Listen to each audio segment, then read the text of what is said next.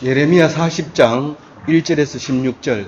사령관 느부사라단이 예루살렘과 유다의 포로를 바벨론으로 옮기는 중에 예레미야도 잡혀 사슬로 결박되어 가다가 라마에서 풀려난 후에 말씀이 여호와께로부터 예레미야에게 임하니라.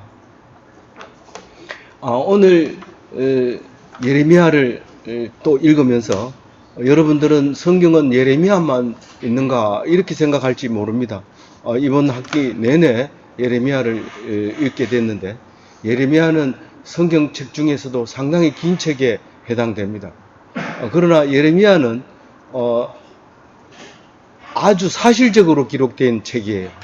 실제로 예레미야가 41년 동안 말씀 사역을 하면서 기록했는 것이기 때문에 연도수도 맞고 순수대로 맞고 말하는 이야기들이 다 맞아떨어지는데, 그럼 다른 건 안 맞습니까?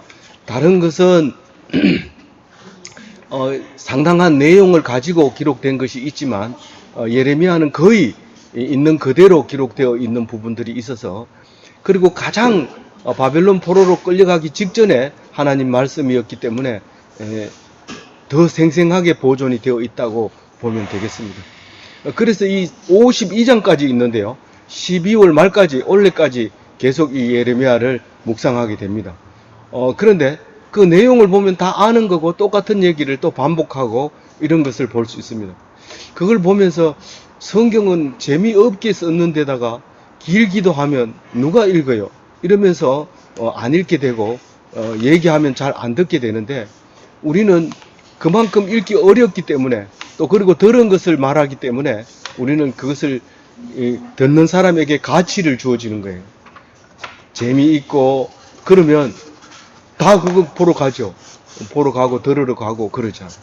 재미있으면. 그런데 우리가 너무 재미없기 때문에 그래서 할 수 없이 재미있게 하려고 행사도 하고 밥도 먹고 그렇게 하는 거예요. 오늘은 유별나게 추수감사절, 원래 이번 주가 추수감사절인데 수요일날 나오시는 분들은 주일날 못 나오니까 오늘 그냥 전도사님이 또 떡을 해오셨어요. 그래서 떡을 잡숫고 추수감사, 우리 농사 안 짓는데 무슨 추수감사합니까? 사실은 이번 주가 4분의 3주예요. 4분의 3주. 4분의 3주면 이제는 무슨 병이 나서 학교로 이제부터 아직 하나도 안 나와도 학점을 받고 인정받을 수 있는 거예요. 그래서 4분의 1이 이상 결석하면 안 되지만 4분의 1까지는 결석해도 학점을 주도록 되어 있으니까 지금 여러분들은 추수를 잘 했다고 볼 수 있습니다. 그래서 감사하고 한 학기를 주신 것에 감사하며 기뻐합니다.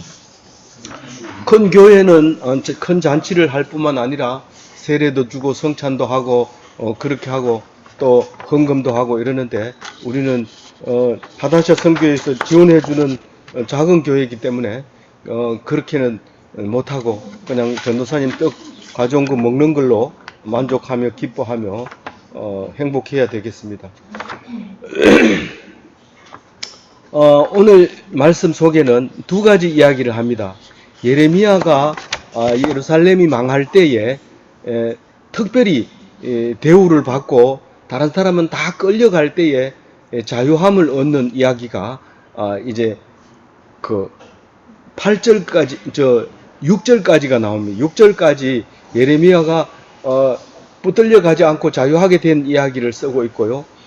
그 다음부터는 이 예루살렘이 망해서 다 이제 사람과 거기 있는 보물과 그리고 뭘 또 가져가요? 보물하고 사람하고 거기 있는 필요한 거는 다 가지고 바벨론으로 끌고 갑니다. 끌고 가고 난 뒤에 남아있는 이야기를 지금 하고 있는 건데, 1절 얘기는 느부갓네살 왕이 지명했는 유다를 멸망시키고 뒷정리를 해라고 명령을 내린 사람, 그 명령 맡은 사람은 느부사라단이에요. 느부갓네살하고 느부사라단하고 이름이 비슷하기 때문에 친족이 아닌가 이렇게 생각이 되지기도 합니다만은 그거는 상관없는 얘기고, 하여튼 여기서는 사령관으로 나오는 느부사라단은 원래 시위대장이래요. 우린 시위대장이라는 말을 잘 안 쓰는데 시위는 경비대장을 얘기하는 거예요. 경비대장, 사령관 이렇게 이제 여러 성경에서 나오는데, 이 느부사라단이 그 포로로 끌려갈 사람들, 보험을 챙길 거, 그리고 남아 있는 사람들 이런 걸 다 결정하고 그래요.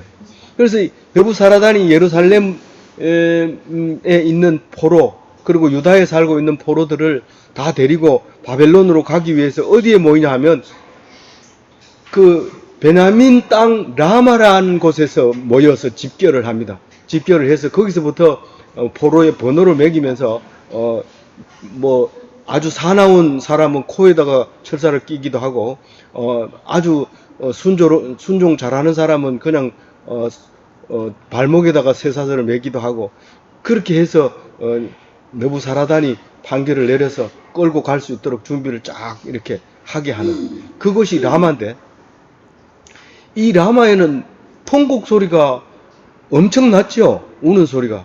뭐 그렇게 나니까 예수님이 오셔가지고 헤롯 대왕이 예수님이 태어났다는 걸 알았어요. 예? 동방 박사가 저기 인도 쪽에서 별을 보고 찾아왔어요. 예수님이 났다는데, 예수님이 났다는 데가 아니고 왕이 났다는데, 큰 왕이 났다는데 어디입니까? 라고 물었을 때 헤롯 왕이 그 소리를 듣고 뭐라고? 언제 어디서 난다고? 그렇게 물어보고 자세히 물어보고 나서는 그 다음부터 지금부터 3년 전에 낳은 애들까지 지금까지 난 애들은 다 죽여라. 이제 이렇게 얘기를 합니다. 그래서 아이 가진 엄마들이 막 우는 소리가 엄청 났어요. 그때 이 예레미야서를 라마에서 우는 소리를 듣고 들려오는 소리가 들립니다. 사실은 586년 있다가 예수님이 태어났는데, 그런데 이 라마에서 이 포로로 끌려갈 때 우는 소리를 기억해내고 그 슬픈 이야기를 하게 됩니다. 마태복음에 나와요. 그런데 오늘 그 현장 이야기가 나옵니다. 그래서 라마에다 전부 집결시켜 놓고 이제 선별을 하고 있는데, 느부사라단이 예레미야한테 딱 왔어요. 와가지고 2절에 뭐라고 해요?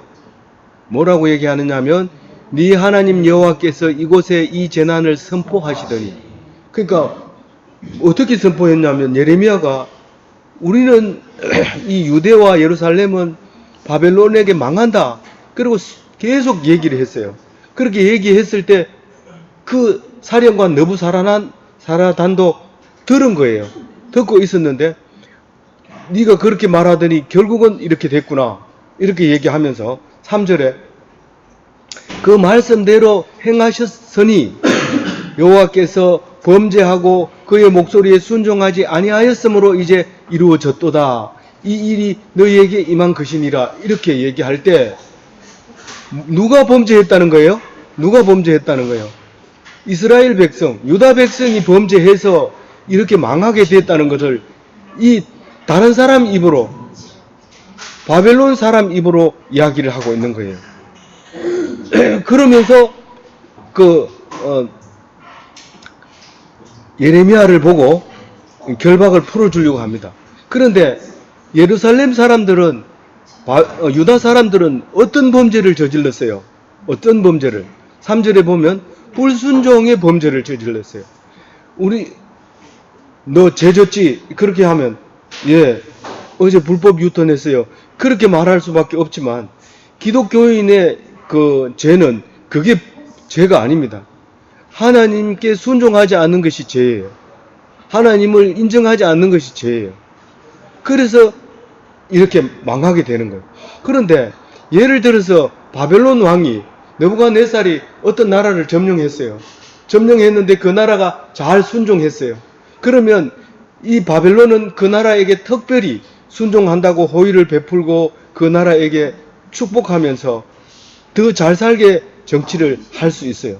그런데 하나님이 한 게 아니라고 생각을 하고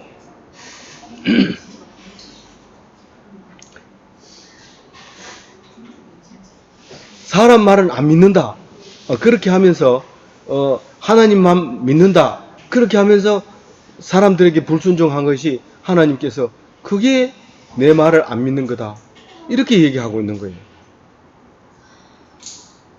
하나님이 점잖게 와가지고 이렇게 해라. 그렇게 하지 않고 사람을 통해서 네가 이 예루살렘을 가서 선포를 해라. 그 말을 듣도록 해라. 그렇게 말할 때 들어야 되는데 그렇게 듣지 않는 것이 하나님께 불순종한 것이라는 거예요. 그래서 네 말이 맞는 말을 했기 때문에 내가 너를 선처를 베풀겠다. 잘 대접해 줄 테니까 바벨론으로 가면 내가 대접을 잘해 주겠지만 네가 안 간다 해도 상관없다. 남게 해주겠다. 그래서 좋게 여기는 대로 옳게 여기는 곳으로 가라. 그렇게 얘기를 합니다. 4절에 그렇게 얘기했죠. 예, 4절에 그렇게 얘기했어요. 그리고 예레미야가 얼떨결에 붙들려가가지고 나도 이제 끌려가다가 죽나 제대로 한 2000km가 되거든요. 멀리까지 끌려가야 되는데 그렇게 각오를 하고 앉아 있는데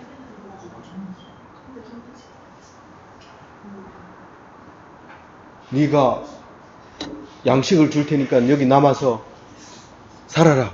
그렇게 하는 거예요. 그게 어디에 나와 있어요? 5절에 예레미야가 아직 돌이키기 전에 내가 이제 나는 안 갈래요. 이렇게 말하기도 전에 벌써 니는 여기 살아라. 눈치 보면 알잖아요. 딱 보고. 그래, 니 여기 살아라. 이러면서 뭘 줬다고요?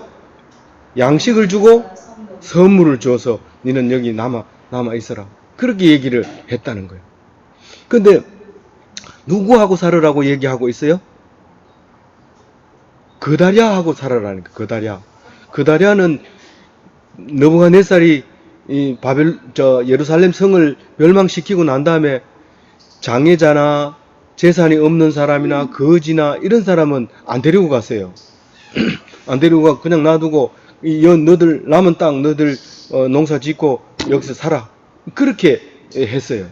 그러면서 여기서 대장 네가 해라. 그리고 그 대장 이름을 누구라고요? 그다랴래. 그래서 다른 성경에는 여기를 유다 총독이라고 얘기해요. 여기는 총독이라는 말 안 쓰고 그냥 그다랴에게 맡겼어요. 네가 여기서 그 싸움이 일어나거든 말리고 서로 협력해서 잘 살고 있어라. 그러니까 이 사람들이 좋아할까요? 안 좋아할까요? 땅도 없고 거지짓을 하던 사람들이 땅을 주니까 얼마나 열심히 살겠어요. 잘 살고 있죠.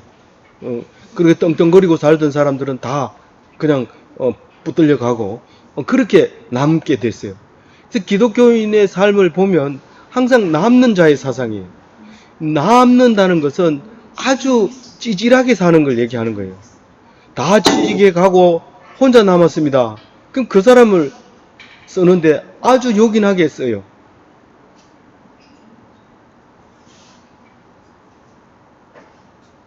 예수 믿는 사람들은 그걸 경험하게 돼요.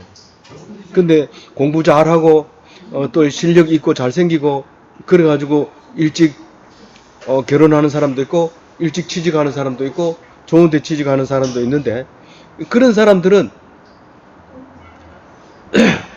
제일 좋은 데로 올라갔으니까 이제는 떨어지는 건 나쁜 데로 떨어지는 것밖에 없어요. 제일 꼭대기로 올라가면 이제 떨어지는 것밖에 없어요. 근데 제일 바닥으로 가는 사람이 이제 올라가는 것밖에 없어요. 올라가는 게 좋아요? 내려오는 게 좋아요?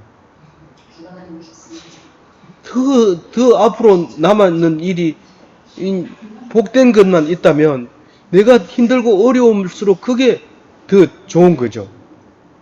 그래서 우리는 그날을 기다리는데 그날을 기다리면서 시컷 먹고 놀고 싶은 대로 놀고 그날을 기다리면 그때는 혼나는 날이에요. 혼나는 날. 근데 힘들고 어렵고 고통스럽게 살면서 그날을 기다리면 그 모든 문제가 해결되는 게 그날이에요. 이 바벨론이 이스라엘을 멸망시킬 때 이 가난한 사람들 아무도 없는 사람들, 장애자들, 그 사람들이 자유를 얻는 날이에요. 그래서 그걸 기다리는 거예요. 그래서 그날을 기다리는 사람들은 다 힘들고 어렵게 사는 사람들을 얘기하는 거예요. 조금만 잘 살면 에이 살기 싫다 나 죽어버릴래 이렇게 사는 사람들은 살 수 없어요. 이건 죽을 수밖에 없어요. 그래서 이제 6절에 보면 예레미야가 미스바에 정착을 합니다. 그 미스바에 지금 그 거다리아가 있습니다. 왜 유다에 살려면은 예루살렘에 안 살고 미스바에 삽니까? 예루살렘은 철저하게 파괴됐어요. 모든 집이 다 타고 성이 무너지고 그래요. 그런데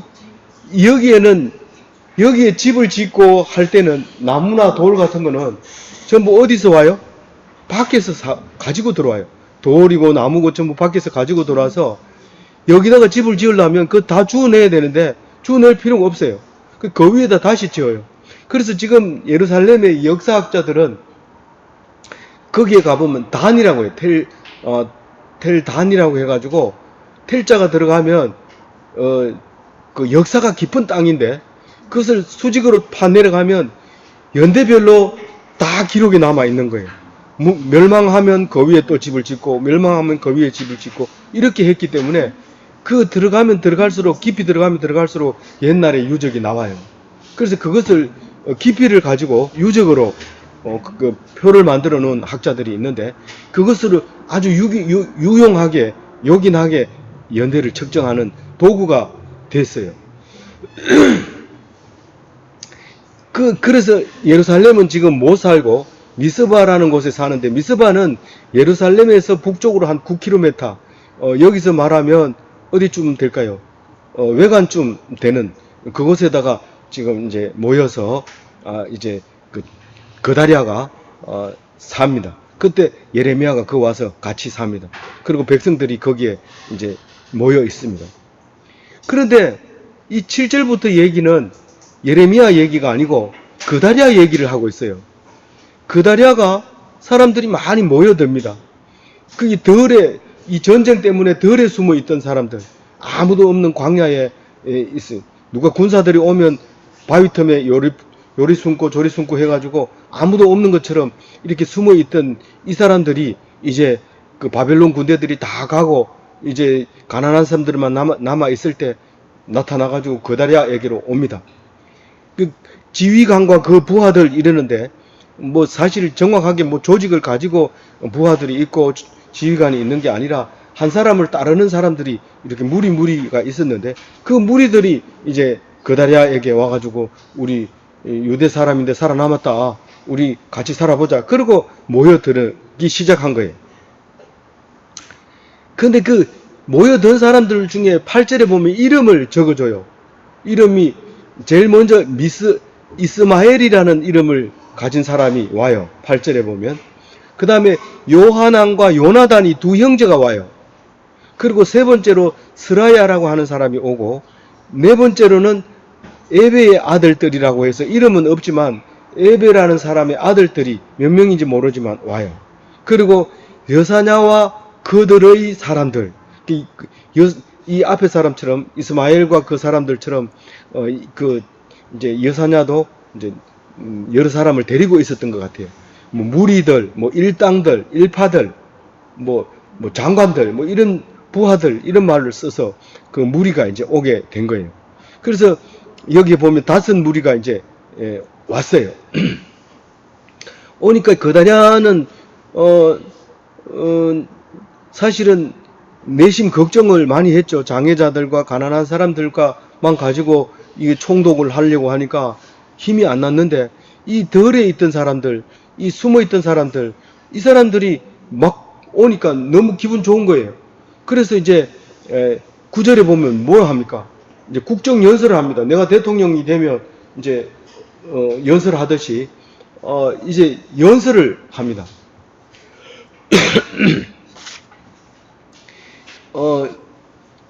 국정 연설 한번 들어볼까요? 8절인데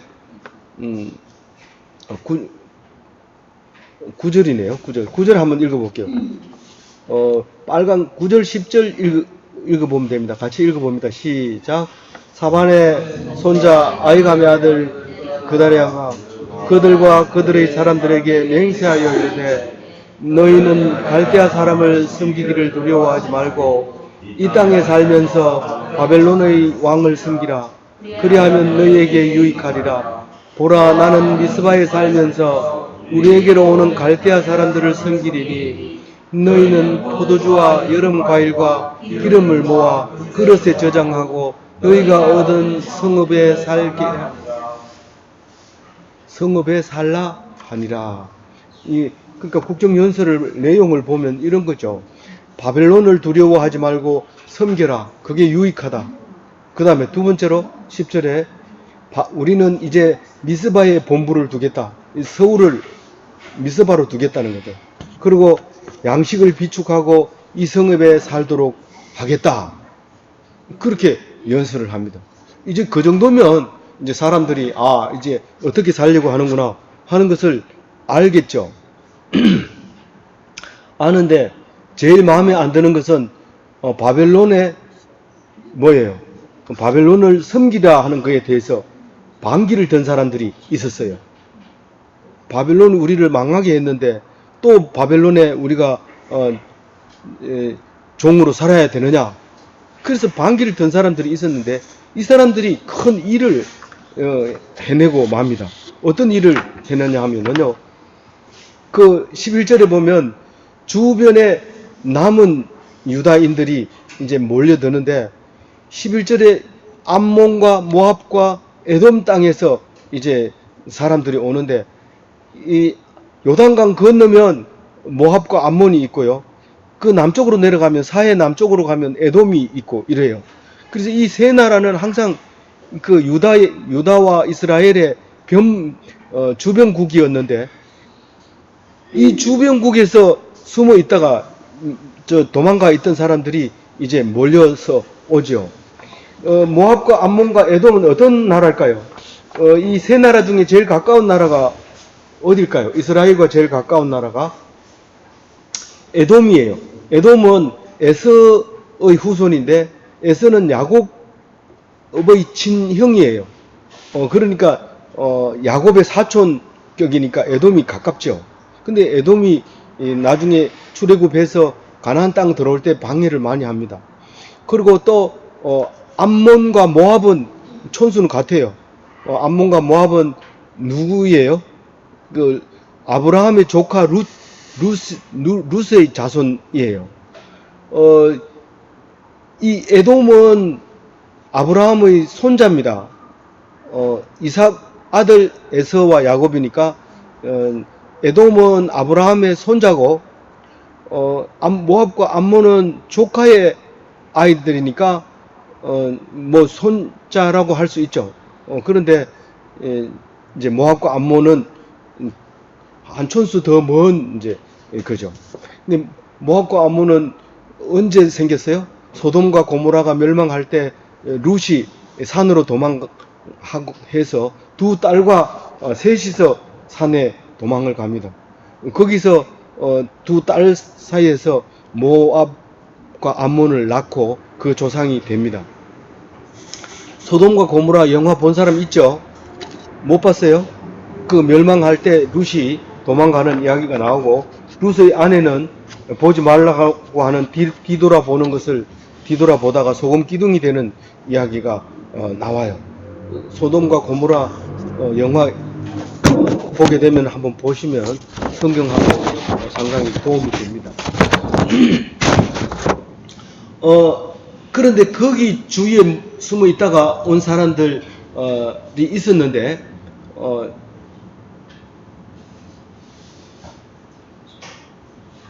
그 사람들이 오니까 갑자기 포도주와 여름 과일이 풍성해지기 시작했어요.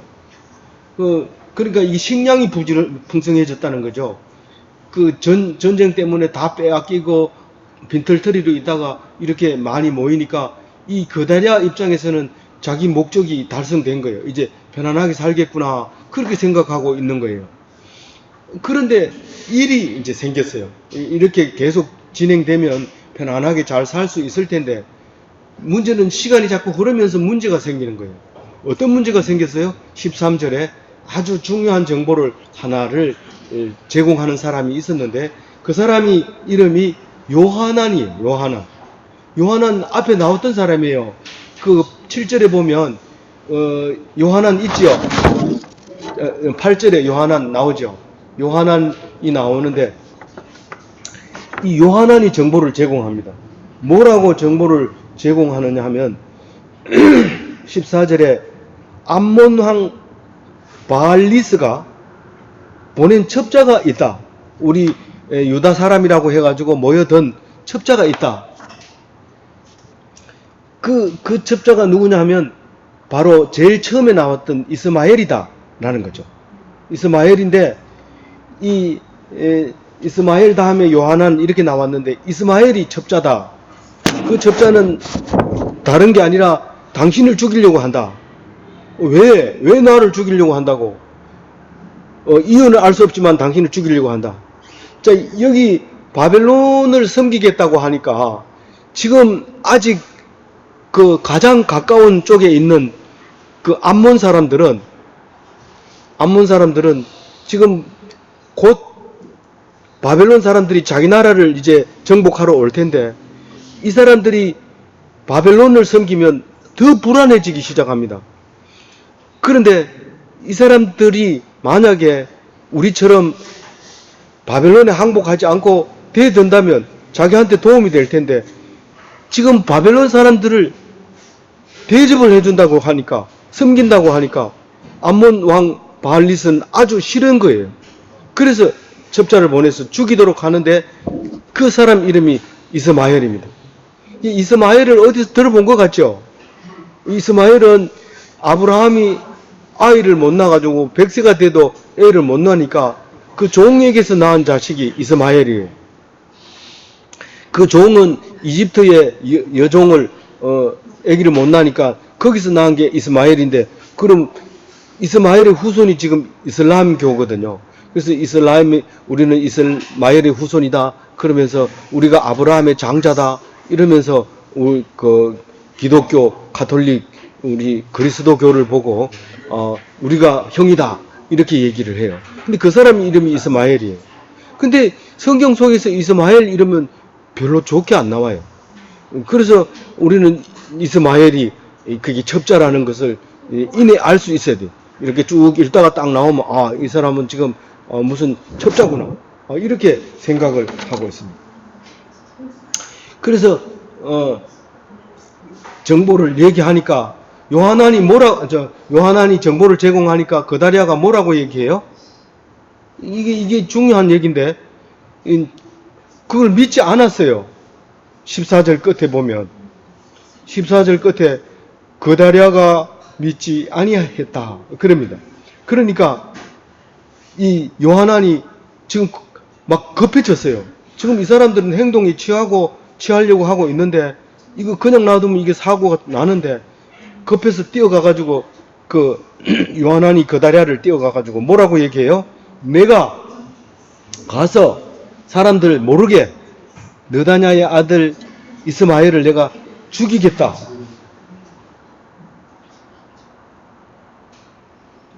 성공할까요?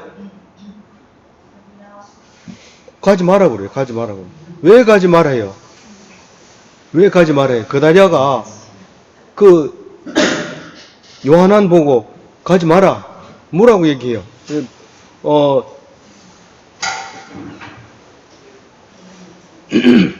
16절 같이 읽어봅니다. 시작.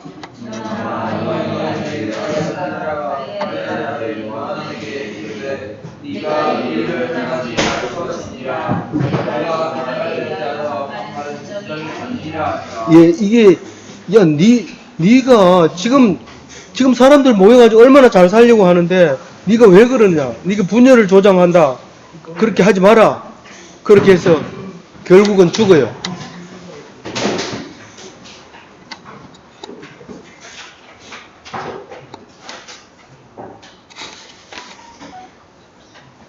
우리가 살다 보면 어떤 일이든지 잘 될 때 조심해야 됩니다. 잘 될 때 조심하지 않으면 큰 일을 당할 수밖에 없어요.